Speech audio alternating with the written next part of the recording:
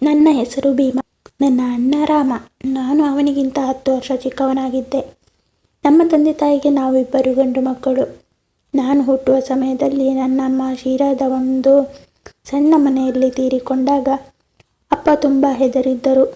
ಆದರೆ 10 ವರ್ಷದ ಅಣ್ಣನನ್ನು ಮತ್ತು ಹಸುಗೂಸನ್ನು ನೋಡಿ ಧೈರ್ಯ ತಂದುಕೊಂಡಿದ್ದರು. ಅವರು ಎಲ್ಲ ವೇದನೆಯನ್ನು ಸಹಿಸಿದ್ದರು. ಅವರಿವರ ಸಹಾಯ ಪಡೆದುಕೊಂಡು ತಪಸ್ಸಿನಂತೆ ಅಣ್ಣನನ್ನು ಬೆಳೆಸಿದ್ದರು. ಅಣ್ಣ ರಾಮ ಅಮ್ಮ ಸಾಯುವಾಗ 10 ವರ್ಷದ ಹುಡುಗನಾಗಿದ್ದ. ಹಾಗಾಗಿ ಅವನಿಗೆ ಸ್ವಲ್ಪ ತಿಳುವಳಿಕೆ ಇತ್ತು. ಅಪ್ಪನ ಜೊತೆ ನನ್ನ ಸಾಕಲು ಅಣ್ಣನೂ ಕೂಡ ಸಹಾಯ ಮಾಡಿದ್ದ. ಹೇಗೋ ನಾನು ಬದುಕುಳಿದಿದ್ದೆ. ಅಣ್ಣ ರಾಮ ಶಿರಾದಲ್ಲಿ ವಿದ್ಯಾಭ್ಯಾಸ ಮುಗಿಸಿ ಪೋಸ್ಟ್ ಆಫೀಸ್ ಕೆಲಸಕ್ಕೆ ಸೇರಿದನು. ಬೆಂಗಳೂರಿಗೆ ಬಂದು ಒಂದು ಮನೆ ಮಾಡಿದ ನಂತರ ನನ್ನನ್ನು ಅಪ್ಪನನ್ನು ಅಲ್ಲಿಯೇ ಇರಲು ಕರೆದ. ನನ್ನ ಅಪ್ಪ ಹೆಂಡತಿ ಸತ್ತಾಗಲೂ ಯಾರ ಮನೆಗೆ ಹೋಗದ ನಾನು ಈಗ ಈ ಮನೆಯನ್ನು ಬಿಟ್ಟು ಬರುವುದಿಲ್ಲ ಎಂದು ಶಿರಾದ ಪುಟ್ಟ ಸ್ವಂತ ಮನೆಗೆ ಅಪ್ಪ ಅಂಟಿಕೊಂಡಿದ್ದರು. ನಾನು ಇಂಜಿನಿಯರಿಂಗ್ ಕಾಲೇಜಿಗೆ ಎಂದು ಮಂಗಳೂರಿಗೆ ಸೇರಿದೆ. ಆಮೇಲೆ ಅಪ್ಪ ಒಬ್ಬನೇ ಆ ಮನೆಯಲ್ಲಿ ವಾಸಿಸುತ್ತಿದ್ದ. ಅಪ್ಪ ಕನ್ನಡ ಶಾಲೆಯ ಮಾಸ್ಟರ್ ಆಗಿದ್ದ. ಅಮ್ಮ ಸಾಯುವಾಗ ಅವನಿಗೆ 36 ವರ್ಷ ಅಷ್ಟೇ. ನಾನು ಇಂಜಿನಿಯರಿಂಗ್ ಮುಗಿಸಿದ ನಂತರ ಕೆಲಸ ಹುಡುಕುತ್ತಿರುವಾಗ ನನಗೆ ಬೆಂಗಳೂರಿನಲ್ಲಿ ಒಳ್ಳೆಯ ಕೆಲಸ ಸಿಕ್ಕಿತು. ನಾನು ಕೆಲಸದ ನಿಮಿತ್ತ ಬೆಂಗಳೂರಿಗೆ ಅಣ್ಣನ ಮನೆಗೆ ಹೋದೆ. ನಾನು ಮತ್ತು ಅಣ್ಣ ಅಪ್ಪನನ್ನು ಇಲ್ಲಿಗೆ ಎಷ್ಟೇ ಕರೆಯಲು ಪ್ರಯತ್ನ ಪಟ್ಟರೂ ಅಪ್ಪ ಶಿರಾ ಬಿಟ್ಟು ಬರಲು ಮನಸ್ಸು ಮಾಡಲೇ ಇಲ್ಲ. ಅಣ್ಣ ನಾನು ಅಪ್ಪನಿಗೆ ದುಡ್ಡು ಕಳುಹಿಸುತ್ತಿದ್ದೆವು. ಆದರೆ ಅದನ್ನೆಲ್ಲ ಅಪ್ಪ ಬಳಸುತ್ತಿರಲಿಲ್ಲ. ಅದನ್ನೆಲ್ಲ ಜೋಡಿಸಿ ನಮ್ಮ ಹೆಸರಿಗೆ ಬ್ಯಾಂಕಿನಲ್ಲಿ ಇಟ್ಟಿದ್ದರು. ಯಾಕೆ ಅಂತ ನಾವು ಕೇಳಿದಾಗ ನನ್ನ ಪೆನ್ಷನ್ ನನಗೆ ಸಾಕು ಎನ್ನುತ್ತಿದ್ದರು. ಅವರ ಸರಳ ಬದುಕಿಗೆ ಅದು ಸಾಕು ಕೂಡ ಆಗಿತ್ತು. ಪೋಸ್ಟ್ ಆಫೀಸ್ ಅಧಿಕಾರಿಯಾಗಿದ್ದ ಅಣ್ಣನಿಗೆ ನಮ್ಮ ಶಿರಾ ಕಡೆಯವರು ಬೆಂಗಳೂರಿನಲ್ಲಿ ನೆಲೆಸಿದ್ದರು. ಅವರು ಒಳ್ಳೆಯ ಸಿರಿವಂತರೂ ಆಗಿದ್ದರು. ಅವರು ಅಣ್ಣನಿಗೆ ಹೆಣ್ಣು ಕೊಟ್ಟು ಮದುವೆ ಮಾಡಿಕೊಳ್ಳಲು ಮಾತುಕತೆ ಮಾಡಿದ್ದರು. ಇದಕ್ಕೆ ಅಪ್ಪ ಕೂಡ ಒಪ್ಪಿ ಮದುವೆ ಮಾಡಿದರು. ಮದುವೆಗೆ ಅಂತ ಅಪ್ಪ ಬೆಂಗಳೂರಿಗೆ ಬಂದು 2 ದಿನ ಮಾತ್ರ ಇದ್ದರು. ನಂತರ ಅವರು ಹಿಂದಿರುಗಿ ವಾಪಸ್ ಹೊರಟು ಹೋದರು. ಅಣ್ಣನ ಹೆಂಡತಿ ಭಾಗ್ಯ ಒಳ್ಳೆಯವಳಾಗಿ ಕಾಣಿಸುತ್ತಿದ್ದಳು. ಆದರೂ ನಾನು ಮದುವೆಯ ನಂತರ ಅಣ್ಣನ ಮನೆಯಲ್ಲಿ ಇರುವುದಕ್ಕೆ ಇಷ್ಟಪಡಲಿಲ್ಲ. ನಂತರ ನಾನು ನನ್ನ ಗೆಳೆಯನ ರೂಮಿಗೆ ಶಿಫ್ಟ್ ಆದೆ. ಅಣ್ಣ ಆ ಕ್ಷಣ ನನ್ನ ಮೇಲೆ ತುಂಬ ಬೇಸರವಾಗಿದ್ದರು. ನಾನು ಎಷ್ಟು ಹೇಳಿದರೂ ನೀನು ಸ್ನೇಹಿತನ ಮನೆಗೆ ಇರಲು ಹೋಗುತ್ತಿದ್ದೀಯಾ ಎಂದು. ಸ್ವಲ್ಪ ಸಮಯದ ನಂತರ ಸರಿ ಎಂದು ಒಪ್ಪಿಕೊಂಡರು. ಅಣ್ಣನಿಗೆ ಮದುವೆಯಾಗಿ 1 ವರ್ಷದ ನಂತರ ಒಬ್ಬ ಮಗ ಕೂಡ ಹುಟ್ಟಿದ. ಅವನ ಹೆಸರು ಪ್ರಜ್ವಲ್. ನಾನು ಕೆಲಸ ಮಾಡುತ್ತಿದ್ದ ಕಂಪನಿಯಲ್ಲಿ ಅಮೆರಿಕಾಗೆ ಹೋಗುವ ಅವಕಾಶ ಬಂತು. ಅಮೆರಿಕಕ್ಕೆ ಹೋಗುವ ಮುಂಚೆ ಅಣ್ಣ ಅತ್ತಿಗೆ ನಾನು ಹಾಗೂ ಪ್ರಜ್ವಲ್ ಒಮ್ಮೆ ಶಿರಾಗೆ ಹೋಗಿದ್ದೆವು. ನನ್ನ ಅಪ್ಪ ನೋಡಲು ಗಟ್ಟಿಯಾಗಿದ್ದರು. ತಾನೇ ಅಡುಗೆ ಮಾಡಿ ಎಲ್ಲರಿಗೂ ಊಟ ಬಡಿಸಿದರು. ಅಣ್ಣನಿಗೂ ಅಡಿಗೆ ಬರುತ್ತಿತ್ತು. ಆದ್ದರಿಂದ ಅವನು ಅಪ್ಪನಿಗೆ ಅಡಿಗೆ ಮಾಡುವುದರಲ್ಲಿ ಸಹಾಯ ಮಾಡಿದ. ಆದರೆ ಅತ್ತಿಗೆಗೆ ಮತ್ತು ಪ್ರಜ್ವಲ್ಗೆ ಈ ಪುಟ್ಟ ಗೂಡಿನಲ್ಲಿ ಓಡಾಡುವುದೇ ದೊಡ್ಡ ಸಮಸ್ಯೆಯಾಗಿತ್ತು. ನಂತರ ನಾನು ಅಪ್ಪ ಮತ್ತು ಅಣ್ಣನ ಆಶೀರ್ವಾದ ತೆಗೆದುಕೊಂಡು ಅಮೆರಿಕಕ್ಕೆ ಹೋದೆ. ಅಲ್ಲಿ ನನಗೆ 1 ವರ್ಷ ಕಳೆಯುತ್ತಿದ್ದಂತೆ ಕೆಲಸ ಅಲ್ಲೇ ಪರ್ಮನೆಂಟ್ ಆಯಿತು. ಆಗ ನಾನು ಅಣ್ಣನಿಗೆ ಈ ವಿಷಯ ಹೇಳಲು ಫೋನ್ ಮಾಡಿದಾಗ ಅಣ್ಣ ನನಗೆ ಒಂದು ಹುಡುಗಿಯನ್ನು ನೋಡಿದ್ದೀನಿ ಎಂದು ತಿಳಿಸಿದ. ನೀನು ಕೂಡಲೇ ಮದುವೆಗೆ ಸ್ವಲ್ಪ ರಜೆ ತೆಗೆದುಕೊಂಡು ಇಲ್ಲಿಗೆ ಬಾ ಎಂದು ತಿಳಿಸಿದ. ನಾನು ಸರಿ ಆಯಿತು ಎಂದು ಅಣ್ಣನ ಮಾತಿಗೆ ಮರು ಮಾತನಾಡಲಿಲ್ಲ. ಯಾಕಂದರೆ ಅಣ್ಣ ನೋಡಿದ ಹುಡುಗಿ ಅಂದ ಮೇಲೆ ಅವಳು ಎಲ್ಲ ರೀತಿಯಿಂದಲೂ ಒಳ್ಳೆಯವಳಾಗಿರುತ್ತಾಳೆ ಎಂದು. ನಾನು ಕೂಡ ಒಪ್ಪಿಕೊಂಡೆ. ನಂತರ ನಿನ್ನ ಕೆಲಸದ ವಿಷಯದಲ್ಲಿ ನಿನಗೆ ಒಳ್ಳೆಯದಾಗಲಿ ಅಂತ ಆಶೀರ್ವಾದವನ್ನು ಮಾಡಿದ. ನಂತರ ನಾನು 1 ವರ್ಷದ ಮೇಲೆ ಊರಿಗೆ ಬಂದಾಗ ಅಣ್ಣ ನೋಡಿದ ಹುಡುಗಿ ಲಲಿತಾಳನ್ನು ಮದುವೆಯಾದೆ. ನಮ್ಮ ಮದುವೆ ಉಡುಪಿಯಲ್ಲಿ ನಡೆದಿತ್ತು. ಏಕೆಂದರೆ ಲಲಿತಾ ಉಡುಪಿಯ ಹುಡುಗಿಯಾಗಿದ್ದಳು. ಆಗ ಅಪ್ಪ 2 ದಿನಕ್ಕೆ ಮಾತ್ರ ಮದುವೆಗೆ ಎಂದು ಉಡುಪಿಗೆ ಬಂದಿದ್ದರು. ನಂತರ ಎಲ್ಲ ಕಾರ್ಯಗಳು ಮುಗಿದ ಮೇಲೆ ನಾನು ಅಮೆರಿಕಕ್ಕೆ ಹೊರಡಲು ಸಿದ್ಧನಾದೆ. ಆಗ ಅಣ್ಣ ಅಲ್ಲಿ ಏನಿದೆ ಅಂತ ಹೋಗ್ತಾರೋ ಏನೋ ಅಂತ ಗುಣಗುತ್ತಿದ್ದ. ಆದರೆ ನಾನು ಅಮೆರಿಕದಲ್ಲಿ ಇಂಜಿನಿಯರಿಂಗ್ ಅಂತಾನೆ ಸುಂದರಿಯಾಗಿದ್ದ ಲಲಿತಾ ನನ್ನ ಕೈ ಹಿಡಿದದ್ದು ಅಂತ ಅಪ್ಪನಿಗೆ ಗೊತ್ತಿರಲಿಲ್ಲ. ಯಾಕಂದರೆ ಅವಳು ನನ್ನನ್ನು ನೇರವಾಗಿ ನೋಡದೆ, ನನ್ನ ಜೊತೆ ಮಾತನಾಡದೆ, ನನ್ನ ಬಗ್ಗೆ ತಿಳಿದುಕೊಳ್ಳದೆ ಮದುವೆಗೆ ಒಪ್ಪಿದ್ದಳು. ವರ್ಷಗಳು ಬಹುಬೇಗ ಉರುಳಿದವು. ನಾನು 2 ವರ್ಷಕ್ಕೊಮ್ಮೆ ಭಾರತಕ್ಕೆ ಬಂದು ಶಿರಾದಲ್ಲಿರುವ ನನ್ನ ತಂದೆಯನ್ನು ನೋಡಿಕೊಂಡು ಹೋಗುತ್ತಿದ್ದೆ. ಅಣ್ಣನು ಆಗಾಗ ಬಂದು ಅಪ್ಪನೊಡನೆ ಇದ್ದು ಹೋಗುತ್ತಿದ್ದ. ಅತ್ತಿಗೆ ಭಾಗ್ಯ ಅಥವಾ ನನ್ನ ಮಡದಿ ಲಲಿತಾ ಶಿರಾಗೆ ಬಂದದ್ದು ತುಂಬ ಅಪರೂಪವೇ. ಅವರು ಬಂದರೆ ಅಪ್ಪನಿಗೆ ನಮಗೆ ಉಸಿರು ಕಟ್ಟುತ್ತಿತ್ತು. ಅಪ್ಪ 80 ವರ್ಷವಾಗುವವರೆಗೆ ತಾನೇ ಅಡಿಗೆ ಮಾಡಿಕೊಂಡು ಊಟ ಮಾಡುತ್ತಾ ಶಿರಾದ ಪುಟ್ಟ ಊರಿನಲ್ಲಿ ಸುಖವಾಗಿ ಇದ್ದರು. ನನಗೆ ಅಮೆರಿಕದಲ್ಲಿ 2 ಮಕ್ಕಳು ಹುಟ್ಟಿದರು. ಇದನ್ನು ಕೇಳಿ ಅಪ್ಪ ತುಂಬ ಖುಷಿಪಟ್ಟರು. ಆದರೆ ಅವರನ್ನು ಕರೆದುಕೊಂಡು ಬಂದು ನನ್ನ ತಂದೆಗೆ ತೋರಿಸಲಾಗಲಿಲ್ಲ. ಒಂದು ದಿನ ಮಧ್ಯರಾತ್ರಿ ಇದ್ದಕ್ಕಿದ್ದಂತೆ ಅಮೆರಿಕದಲ್ಲಿದ್ದ ನನಗೆ ಅಣ್ಣನ ಫೋನ್ ಬಂತು. ಅಣ್ಣನಿಗಾಗಲಿ ಅಪ್ಪನಿಗಾಗಲಿ ಯಾವಾಗಲೂ ನಾನೇ ಫೋನ್ ಮಾಡಿ ಅಭ್ಯಾಸ ಇದ್ದಿದ್ದರಿಂದ ನನಗೆ ತಕ್ಷಣಕ್ಕೆ ಅಣ್ಣನ ಫೋನ್ ಬಂದಿದ್ದು ಗಾಬರಿಯಾಗಿತ್ತು. ನಾನು ಫೋನ್ ರಿಸೀವ್ ಮಾಡಿ, ಅಣ್ಣ ಎಲ್ಲರೂ ಹುಷಾರಾಗಿದ್ದೀರಾ ಅಂತ ಕೇಳಿದೆ. ನಾವೆಲ್ಲರೂ ಹುಷಾರಾಗಿದ್ದೇವೆ ಅಂತ ಅಣ್ಣ ಹೇಳ್ದ. ನಾನು ಅಪ್ಪ ಹೇಗಿದ್ದಾರೆ ಅಣ್ಣ ಎಂದು ಕೇಳಿದಾಗ, ಅವರ ವಿಷಯನೇ ಮಾತನಾಡಬೇಕು ಅಂತ ನಿನಗೆ ಫೋನ್ ಮಾಡಿದೆ. ಅಪ್ಪನಿಗೆ ವಾರಗಳ ಹಿಂದೆ ಸ್ಟ್ರೋಕ್ ಹೊಡೆದಿದೆ.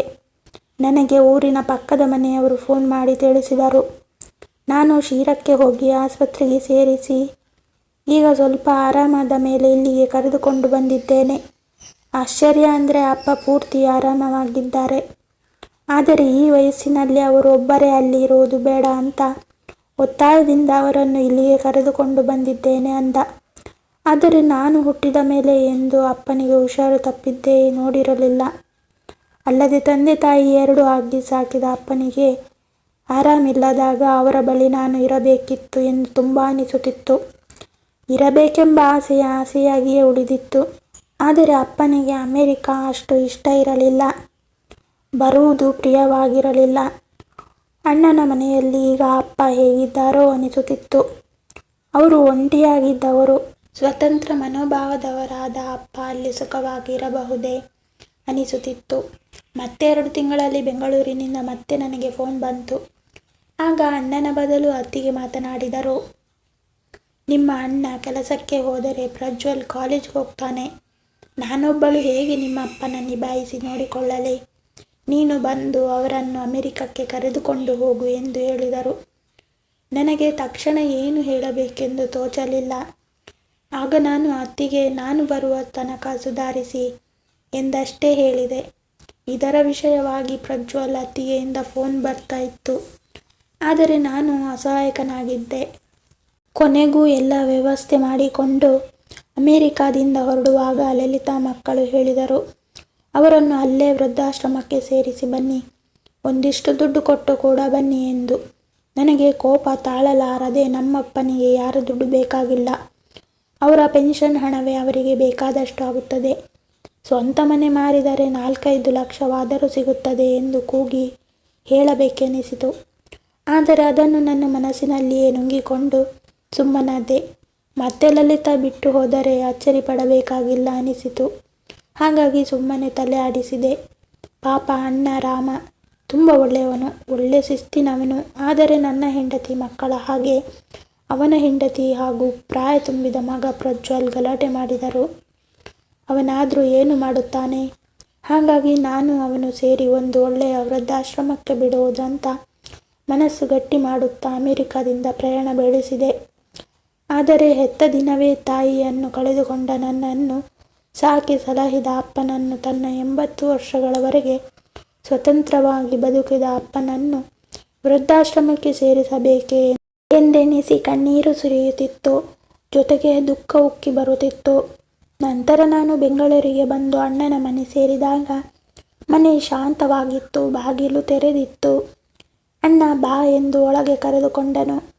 ಅಪ್ಪ ಅಲ್ಲಿ ಆರಾಮವಾಗಿ ಟಿವಿ ನೋಡುತ್ತಾ ಕುಳಿತಿದ್ದರು. ನನ್ನ ನೋಡಿ ನಕ್ಕರು. ಅಣ್ಣ ಅಡುಗೆ ಮನೆಗೆ ಹೋಗಿ 3 ಕಪ್ ಬಿಸಿ ಕಾಫಿ ಮಾಡಿಕೊಂಡು ನನಗೆ ಬ್ಲ್ಯಾಕ್ ಕಾಫಿ, ಹಾಲು, ಸಕ್ಕರೆ ಬೆರೆಸದೆ ತಂದ. ಮೂವರು ಮಾತನಾಡದೆ ಕಾಫಿ ಕುಡಿದೆವು. ಆದರೆ ಮನೆಯಲ್ಲಿ ಬೇರೆ ಯಾರೂ ಇರುವಂತೆ ಕಾಣಿಸಲಿಲ್ಲ.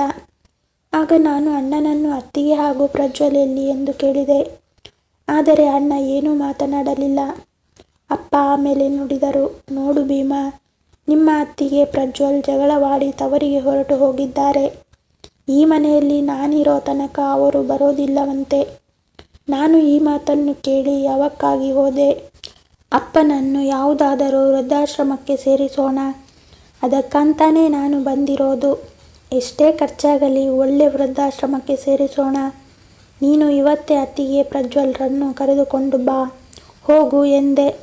ಆಗ ಅಣ್ಣ ಹೇಳಿದ, ನೋಡು, ಅಪ್ಪನಿಗೆ 80 ವರ್ಷ, ನನಗೆ 54 ವರ್ಷ. ಅಪ್ಪ ನಾನು ಇಬ್ಬರು ವಯಸ್ಸಾದವರೇ. ನಾನು ಇಲ್ಲೇ ಇರುತ್ತೇನೆ. ಅವರಿಗೆ ಬೇಕಾದ ಅನುಕೂಲಗಳನ್ನು ನಾನು ಈಗ ಮಾಡಿದ್ದೇನೆ. ಮನೆಯಲ್ಲಿ ಬೇಸರವಾಗುತ್ತದೆ. ಅಪ್ಪನ ಸೇವೆ ಮಾಡಿದರೆ ತಂದೆ ತಾಯಿ ಋಣ ಸ್ವಲ್ಪನಾದರೂ ತೀರಿಸಿದ ನೆಮ್ಮದಿ ಸಿಗುತ್ತದೆ ಅಂತ ಹೇಳಿದಾಗ ನಾನು ಅಣ್ಣನನ್ನು ತಬ್ಬಿಕೊಂಡು ಅಣ್ಣ, ನನ್ನ ಅಣ್ಣ ಎಂದು ಅಳತೊಡಗಿದೆ. ಮತ್ತೆ 15 ದಿನಗಳ ಕಾಲ ನಾನು ಅಣ್ಣ ಹೊಸ ರೀತಿಯ ಅಡಿಗೆ ಮಾಡುತ್ತಾ ಅಪ್ಪನ ಜೊತೆ ಮಾತನಾಡುತ್ತಾ ಶಿರಾದ ಆ ಪುಟ್ಟ ಗೂಡಿನಲ್ಲಿ ಆಡಿ ಬೆಳೆದ ನೆನಪಿನಲ್ಲಿ ತೇಲುತ್ತಾ ಕಳೆದೆವು. ನಂತರ ನಾನು ಅಮೆರಿಕಾಗೆ ಹೊರಡುವ ಸಮಯ ಬಂದಾಗ ದುಃಖ ತಡೆಯಲಾಗಲಿಲ್ಲ. ಅಪ್ಪ ಮತ್ತು ಅಣ್ಣನನ್ನು ತಬ್ಬಿಕೊಂಡು ಜೋರಾಗಿ ಅತ್ತೆ ಇಬ್ಬರು ನನಗೆ ಸಮಾಧಾನ ಮಾಡಿದರು. ಅಪ್ಪ ಮತ್ತು ಅಣ್ಣನ ಕಾಲಿಗೆ ನಮಸ್ಕರಿಸಿದೆ. ಭೀಮಾ, ನಿನ್ನ ಅಮ್ಮ ನನಗೆ 36 ವರ್ಷವಾದಾಗ ನನ್ನ ಒಂಟಿ ಮಾಡಿದಳು. ನಿಮ್ಮ ಅತ್ತಿಗೆ ರಾಮನಿಗೆ 54 ವರ್ಷ ಆದಾಗ ಬಿಟ್ಟು ಹೋಗಿದ್ದಾಳೆ. ನಿನ್ನ ಹೆಂಡತಿಯು ನೀನು ಮುದುಕನಾದ ಕೂಡಲೇ ಅಮೆರಿಕದಲ್ಲಿ ನಿನ್ನ ಒಂಟಿ ಮಾಡಬಹುದು. ಆದರೆ ಹೆದರಬೇಡ ಮಗ, ಸೀದಾ ಇಲ್ಲಿಗೆ ಬಂದು ಬಿಡು. ನಾವು 3 ಒಟ್ಟಿಗೆ ಇರೋಣ. ನಾನು ಸತ್ತರೆ ನಿನ್ನ ಅಣ್ಣ ಇದ್ದಾನೆ. ಅವರ ನಂತರ ಅವನು ಮಗನಿಗೂ ಬುದ್ಧಿ ಬಂದು ಈ ವೃದ್ಧಾಶ್ರಮಕ್ಕೆ ಸೇರ್ತಾನೆ. ಆದರೆ ಚೆನ್ನಾಗಿ ಅಡುಗೆ ಮಾಡೋದನ್ನು ಕಲಿತಿರಬೇಕು ನೋಡು ಅಂತ ಗಹಗಹಿಸಿ ನಗುತ್ತಾ ಅಪ್ಪ ಅಳತೊಡಗಿದರು. ಅಪ್ಪನನ್ನು ಅಪ್ಪಿ ಹಿಡಿದುಕೊಂಡ ಅಣ್ಣ. ರಾಮನನ್ನು ನೋಡುತ್ತಾ ನಾನು ಆಟೋ ಏರಿ ಏರ್ಪೋರ್ಟ್ನಿಂದ ಅಮೆರಿಕಾಗೆ ಪ್ರಯಾಣ ಬೆಳೆಸಿದೆ. ಇದು ಇವತ್ತಿನ ನೀತಿ ಕಥೆಯಾಗಿತ್ತು. ಈ ಕತೆ ನಿಮಗೆ ಇಷ್ಟ ಆದರೆ ಒಂದು ಲೈಕ್ ಮಾಡಿ. ಮುಂದಿನ ಕಥೆಗಾಗಿ ನಮ್ಮ ಚಾನಲನ್ನು ಸಬ್ಸ್ಕ್ರೈಬ್ ಮಾಡಿಕೊಳ್ಳಿ. ಧನ್ಯವಾದಗಳು.